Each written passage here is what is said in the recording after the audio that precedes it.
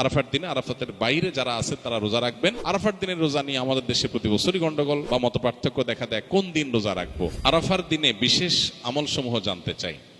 আরাফার দিনে একদিকে হাজী সাহেবদের জন্য আমল, আরেকটা হলো যারা আরাফার ময়দানে নাই তাদের জন্য আমল।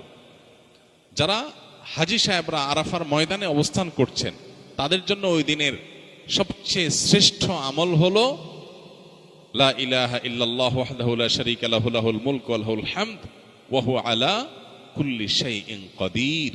এটা মহব্বতের সাথে অর্থ বুঝে ধীরে ধীরে বারবার করে পড়তে থাকে, এটা হলো সবচেয়ে বেশি প্রয়োজনীয় কাজ। কেন? কারণ নবী করিম সাল্লাল্লাহু আলাইহি সাল্লাম বলেছেন যে খায়রুদ দুআ দুআউ ইয়াউমি আরাফা, আরাফাত দিনের দোয়া হলো শ্রেষ্ঠ দোয়া। ওয়া খায়রু মা কুলতু আনা ওয়ান নাবিয়্যুনা মিন ক্বাবলি, নবীজি বলেছেন আমি আর আমার পূর্বের যত নবী রাসূল এসেছেন সবাই যত দোয়া আল্লাহর কাছে করেছে এর মধ্যে সবচেয়ে উত্তম হলো এটা, লা ইলাহা ইল্লাল্লাহু ওয়াহদাহু লা শারীকা লাহু লাহুল মুলকু ওয়া লাহুল হামদু ওয়া হুয়া আলা কুল্লি শাইইন কাদির। আল্লাহ ছাড়া সত্যিকারের কোনো মাবুদ নাই। লা ইলাহা ইল্লাল্লাহ ওয়াহদাহু লা শারীকা লাহু, তিনি একক এবং তার কোনো শরীক নাই। লাহুল মুলক ওয়া লাহুল হামদ, রাজত্ব এবং প্রশংসার অধিকারী একমাত্র তিনি। ওহু আলা কুল্লি শাইইন কাদির, তিনি সব কিছু করতে সক্ষম।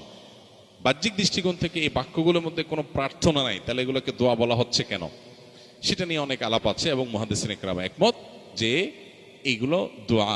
এখানে আল্লাহ রাব্বুল আলামিনের কাছে পরোক্ষভাবে নিজের চাওয়াকে পেশ করা হচ্ছে, আল্লাহর শক্তিমত্তার কথা জাহির করে আল্লাহর কাছে নিজের সবকিছুই নিবেদন করা হচ্ছে পরোক্ষভাবে, এটাও দোয়াই। তো এটা হলো আরাফার ময়দানে যারা হাজির অবস্থান করবেন তারা সবচেয়ে বেশি পড়বেন। অনেক উলামা একরাম অবশ্য বলেন যে এই দোয়া অর্থাৎ লা ইলাহা ইল্লাল্লাহু ওয়াহদাহু লা শারীকা লাহু লাহুল মুলকু ওয়া লাহুল হামদু আলা কুল্লি শাইইন কাদির আরাফার দিনে, আরাফার বাইরে যারা পৃথিবীর বিভিন্ন প্রান্তে গায়রে হাজি যারা আছি তারাও পড়তে পারেন, বরং আরাফার দিনে তাদের এটা পড়া উচিত এবং এ ব্যাপারে অনেকে রেকমেন্ড করেন। তাহলে একটা করে নিয়ে পেলাম লা ইলাহা ইল্লাল্লাহু ওয়াহদাহু লা শারীকা লাহু, এটা পড়া।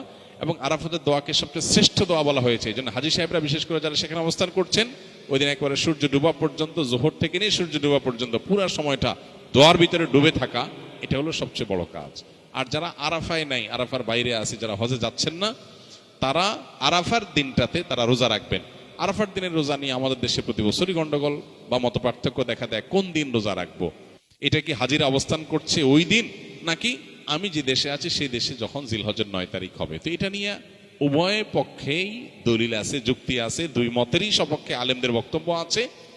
সেক্ষেত্রে তুলনামূলকভাবে আমি যে দেশে আছি সেই দেশে জিলহজের 9 তারিখটা হলে সেটাকে আরাফার দিন হিসাবে, আরাফার দিন যদিও